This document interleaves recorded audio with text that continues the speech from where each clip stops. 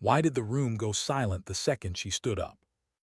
Not because she was loud, not because she was angry, but because everyone felt it, that invisible shift when someone finally refuses to look away.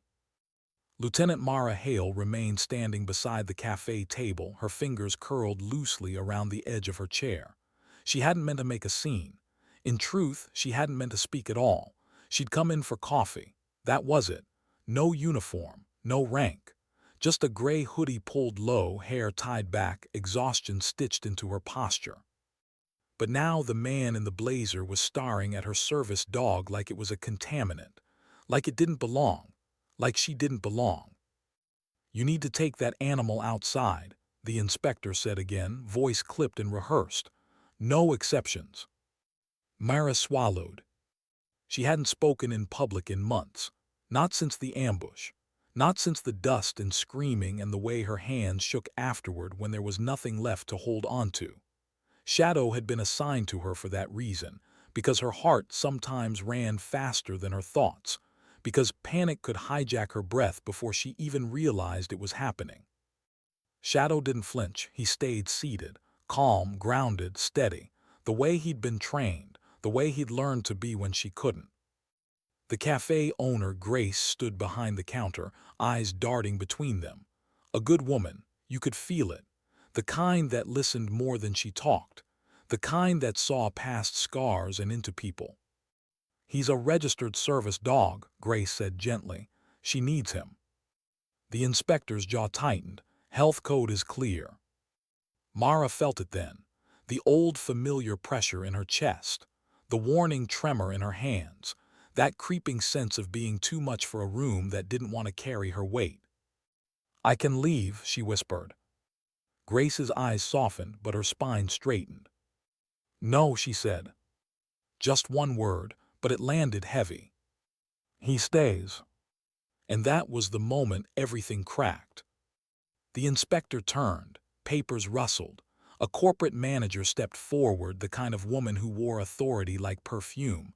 Voices sharpened, policies were quoted, liability was mentioned, and without raising her voice, without trembling, Grace was dismissed, fired, right there, in front of everyone. Mara watched it happen like she was underwater. Grace untied her apron slowly, folded it, set it down like it still mattered. Then she smiled at Mara. "Your refill's on the house," she said softly. And she walked out. The cafe felt colder instantly, like someone had turned off a light no one realized was keeping them warm.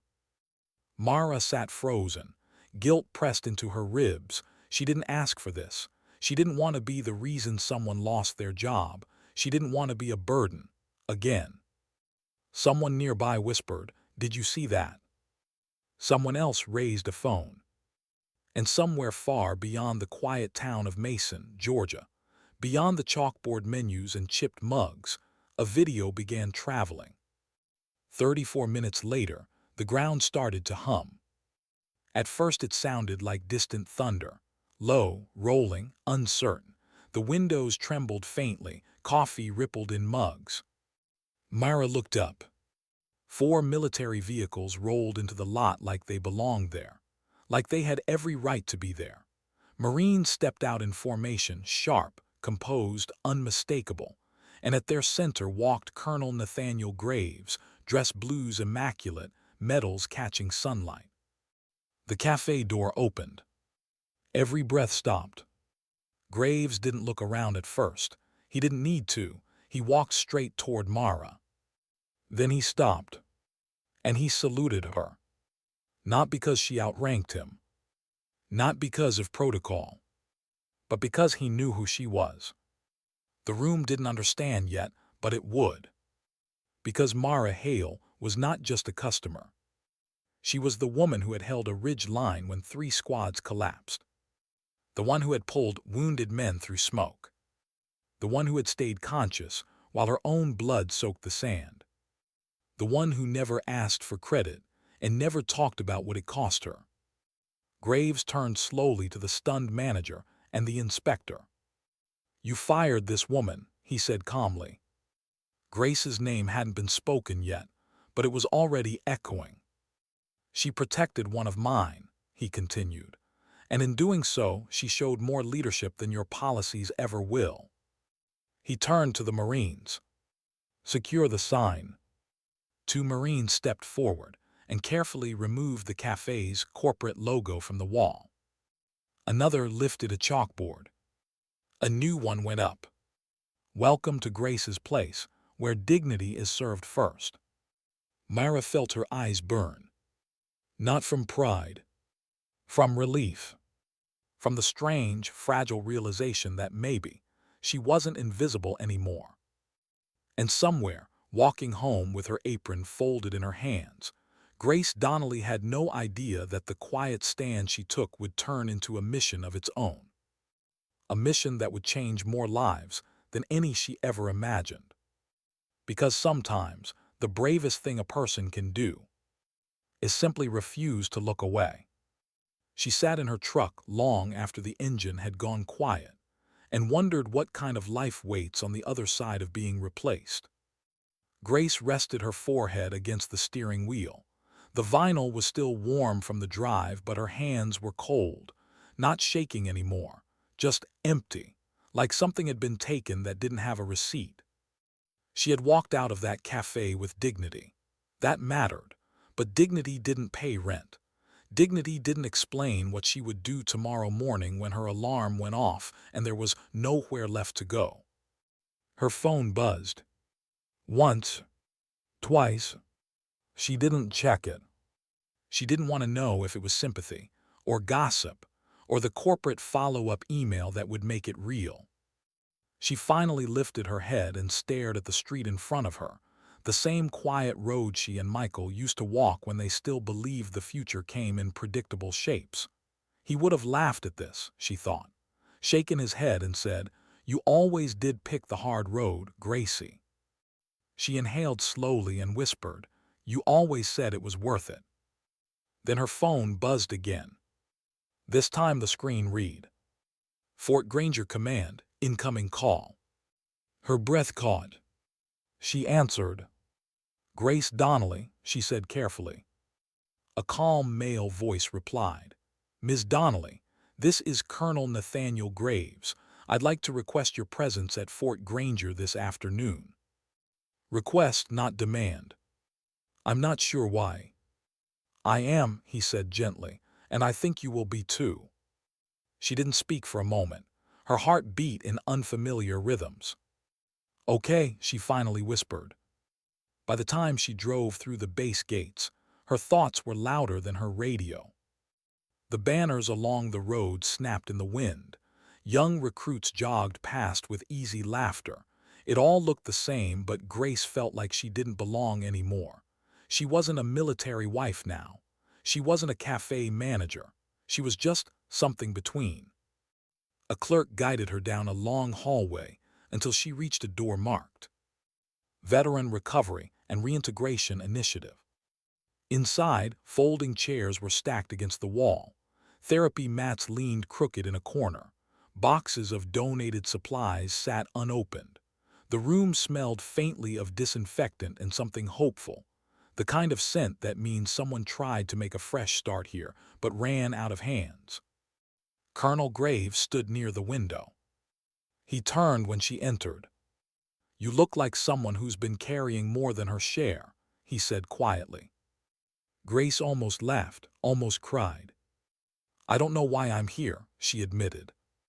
He gestured around the room. This space was meant to become a center for returning veterans, somewhere quieter than a hospital, more human than an office. "We've had funding. We've had plans." He paused. "What we didn't have was heart." She crossed her arms slowly. "I just ran a cafe." "No," he said, "you built a sanctuary."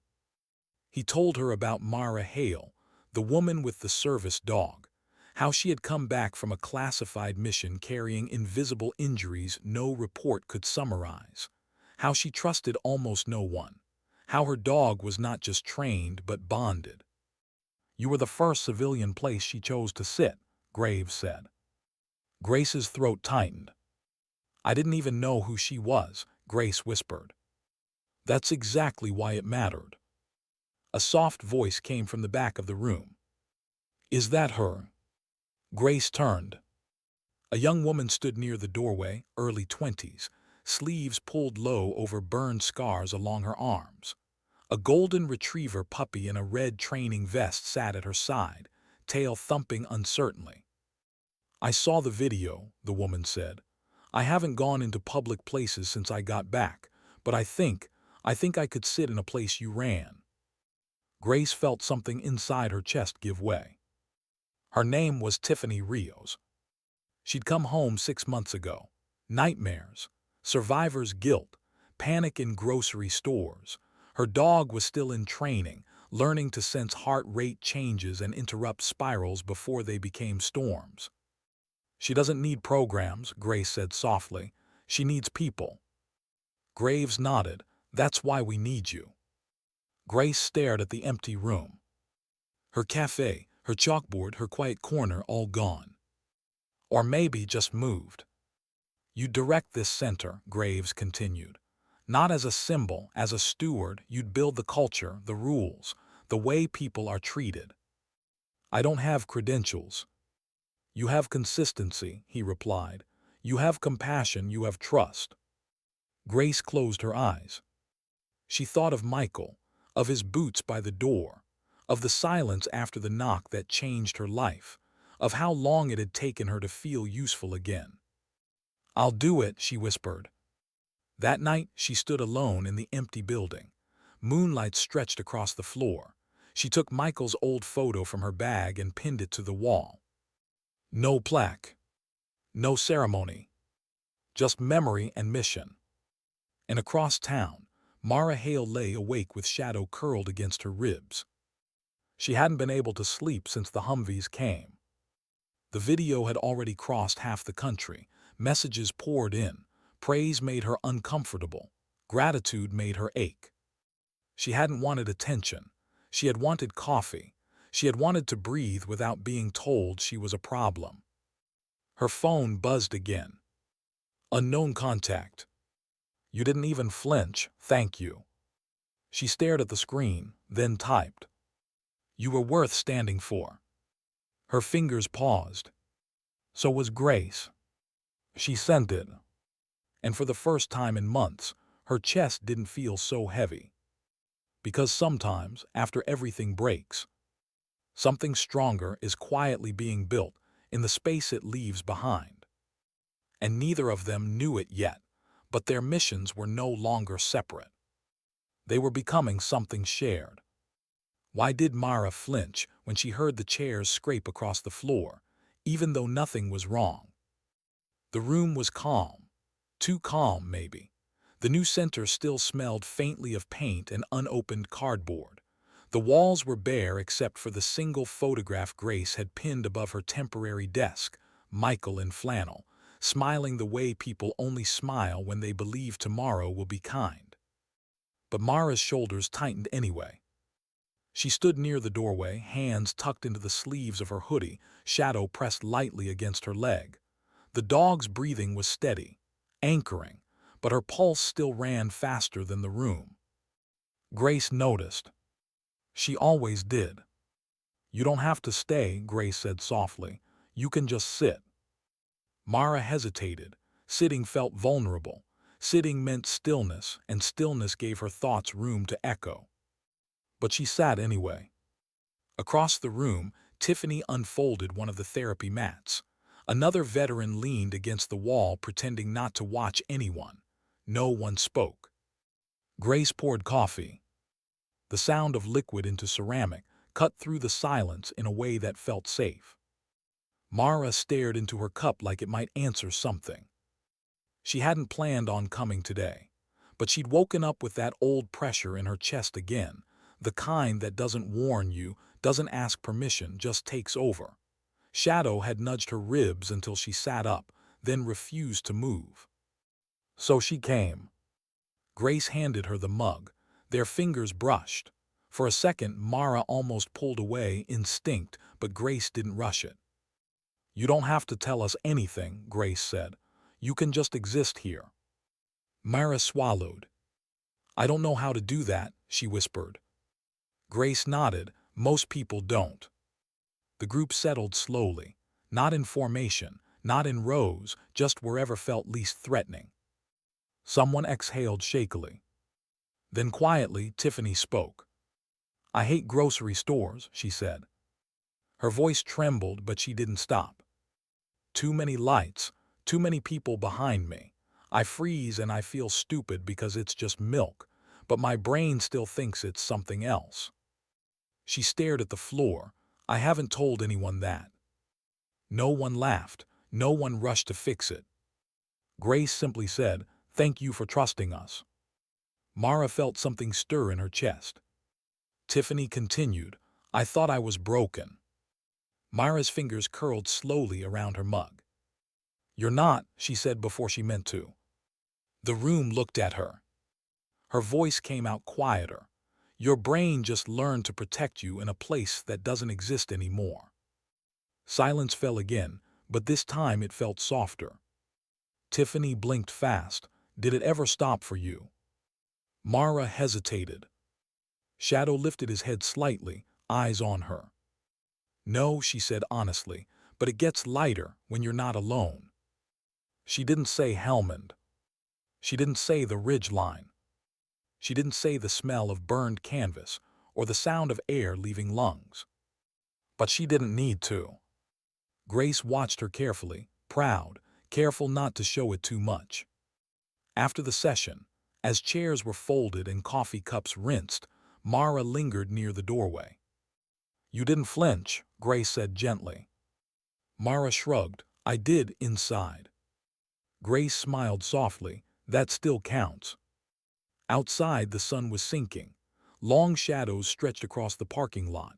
Mara crouched beside Shadow, adjusting his vest, her fingers steady now. I didn't want to be seen, she murmured to the dog, but I think I needed to be. Shadow's tail thumped once. Across town, someone new was watching the video again. Not with admiration. With irritation. A man in a stiff gray suit replayed the clip of the Humvees, his jaw tightening. He paused it on Grace's face. This isn't what we authorized, he muttered. He made a call. Put Fort Granger's pilot center under formal review. The line went dead. Back at the center, Grace taped a new handwritten note to the board. No one heals alone. Mara stood in the doorway, reading it. And for the first time since the ambush, she didn't feel like a liability. She felt like someone who might still belong somewhere, even if she wasn't ready to believe it yet. Why did Grace's hand stop moving when the envelope landed on her desk? It was just paper, official, beige, stamped in red, but the weight of it felt heavier than it had any right to be. She stared at the seal, heart ticking in quiet warning beats. Shadow lay curled at Mara's feet across the room, ears flicking once at the sound of the envelope sliding against wood. Tiffany sat near the window sketching in a small notebook, soft pencil strokes, careful lines. The room felt calm, safe. Too safe. Grace opened the letter. Formal program review, departmental oversight. She read the first paragraph slowly, then the second. Her stomach tightened. They were questioning her qualifications, her oversight, her methods. The words were polite, but the meaning was. You all right? Mara asked quietly. Grace didn't answer right away. They're sending auditors, she finally said. Full compliance inspection. If they don't like what they see, this place could be shut down. Tiffany's pencil froze midline. Shadow lifted his head. Mara stood. They won't, she said. Grace smiled gently. That's kind, but kindness doesn't outrank policy. 2 days later, they arrived. 3 men in identical gray suits, crisp folders, careful smiles that didn't reach their eyes.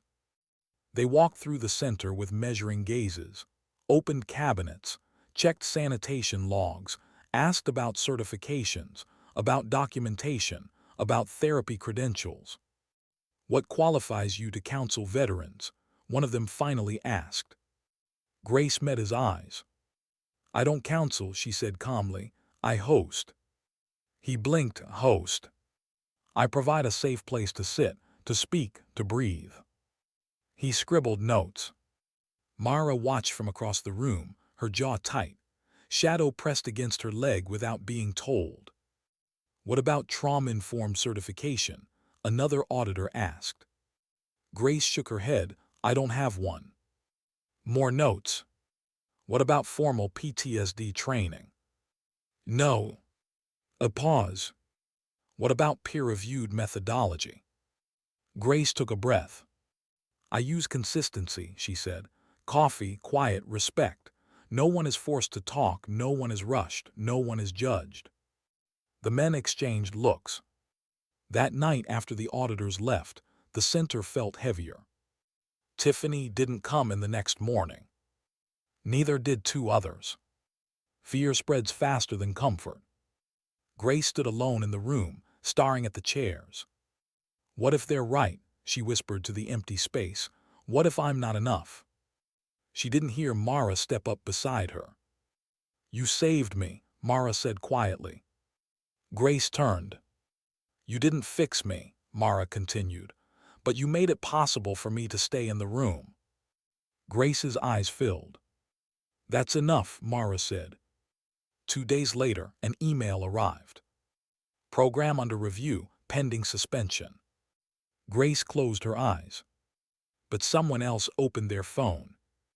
Tiffany reposted the cafe video again, but this time she added her own words. "This woman gave me my life back without ever asking my story." The post spread. Veterans commented. Families shared. Names filled the screen, men and women who had sat in Grace's quiet chairs and finally breathed again. Within 24 hours, the review office was flooded. And someone in Washington noticed. Because quiet places don't usually make noise. But this one did. And the storm was only beginning. Why did the silence in the room feel louder than any argument ever could? Grace sat at her desk long after the lights were dimmed, the glow of her laptop screen casting tired shadows across the walls. Outside, rain traced slow, uneven paths down the windows like the building itself was holding its breath. The email still stared back at her. Pending suspension. She read it again and again. It didn't accuse her of wrongdoing, it simply questioned her worth, her legitimacy, her right to be here. Which somehow felt worse. She closed the laptop and rubbed her temples.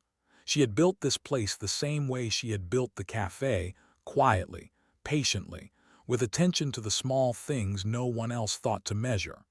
Now the same system that praised her was pulling away the floor beneath her. She wondered how many people had already decided she was replaceable. Across town, Mara sat on the edge of her bed, boots still on, staring at her phone. She had typed and erased the same message 3 times. "They can't shut it down. You matter. I need this place." None of them felt strong enough. Shadow rested his head against her knee, warm and steady. She ran her fingers through his fur, grounding herself in the present. Then her phone buzzed. A message from Tiffany. "They're saying the center might close. What happens to us if it does?" Mara stared at the words. The old instinct rose: stay quiet, stay invisible, don't make waves. The instinct that had kept her alive in places where noise got people killed. But this wasn't a battlefield. This was something softer, and maybe softer things still needed defending. She stood. The next morning, Grace arrived to find the center already open. Coffee brewed, chairs arranged, the whiteboard cleaned. Mara stood near the counter with a handwritten sign taped beside her. "If this place helped you, write your name." The first veteran stepped forward hesitantly. Then another. Then Tiffany, her hands shaking as she wrote. By noon, the paper was full. By evening, there were 3 more sheets taped below it. No shouting, no speeches, just names.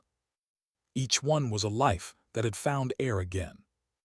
Grace stood in the doorway, watching silently. "You didn't have to do this," she whispered to Mara. Mara shrugged. "You didn't have to stand up in that cafe either." 2 days later, Colonel Graves walked into Grace's office without knocking. "They've escalated the review," he said, "but Washington is watching now." Grace exhaled. "That's supposed to make me feel better." He smiled faintly. "It should, because now they have to explain what they're trying to shut down." That afternoon, a man in a dark suit called. "This is Deputy Director Harlan from Veterans Outreach Oversight," he said. "We've received an unusual volume of correspondence about your center." Grace closed her eyes. "Yes, sir." A pause. "We'd like to schedule a formal evaluation with observation." Her heart pounded. Of course. The evaluation day came quietly. No banners, no crowds. Just Grace, her coffee pot, her whiteboard, and a room full of nervous people who didn't know how to be impressive, only honest. Tiffany spoke about grocery stores. A young corporal spoke about sleep. Mara sat in the back, silent but present. Shadow lay at her feet, steady as gravity. At the end of the session, the evaluator didn't clap. He didn't smile. He just said, "Thank you," and walked out. That night, Grace couldn't sleep. She sat on the floor of the center, knees pulled in, staring at Michael's photo on the wall. "I don't know if I did this right," she whispered, "but I tried." 2 days later, the letter arrived. Not beige this time. White. Stamped in blue. National Model Program, approved for expansion. Grace's hands shook. Mara stood beside her when she read it. "It means you stay," Mara said softly. Grace nodded, tears falling. "It means you mattered," Mara added. And for the first time in a long while, Grace believed it. Why did the applause feel quieter than the room she'd once lost everything in? Grace stood behind the curtain of the conference hall, fingers wrapped around a paper cup of lukewarm coffee, staring at the thin slice of light where the stage waited. Her name glowed on the screen beyond the curtain, larger than she had ever seen it before, larger than she felt. She wasn't supposed to be here. She still believed that. She thought of the cafe, of chipped mugs, of a chalkboard that once read Hero's Hour, free coffee for vets. She thought of the way her hands used to smell like espresso by noon, of how normal her life had been before one quiet act of defiance split it open. A voice called her name. "Miss Donnelly, you're on." She took a breath that didn't quite reach her lungs. Then she walked out. The lights softened. Hundreds of faces blurred together. Rows of uniforms, suits, civilians, people who had never sat trembling in a quiet room wondering if they still belonged anywhere. She gripped the podium. "I didn't set out to build a program," she began quietly. "I ran a cafe." A few smiles. "I learned that veterans don't always need to be fixed. They need to be seen. They need a place where they can sit without being measured."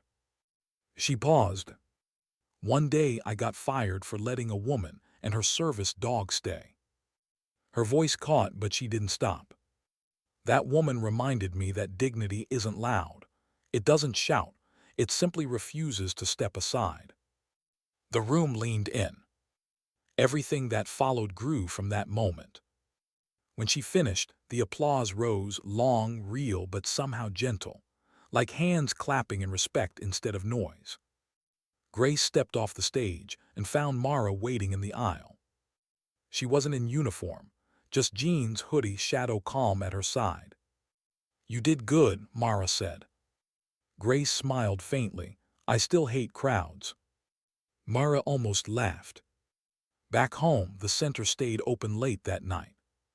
No ceremony, no banners. Just coffee brewing, chairs filled, shadow asleep in his corner. A young man stepped inside hesitantly, hands shaking. "Is this the place for people like me?" Grace walked toward him, voice warm and steady. "No," she said, "this is the place for people, all of us." He exhaled for what felt like the first time in months. And in that quiet room, without medals, without speeches, something sacred kept growing. Because sometimes the strongest stand doesn't come with a salute.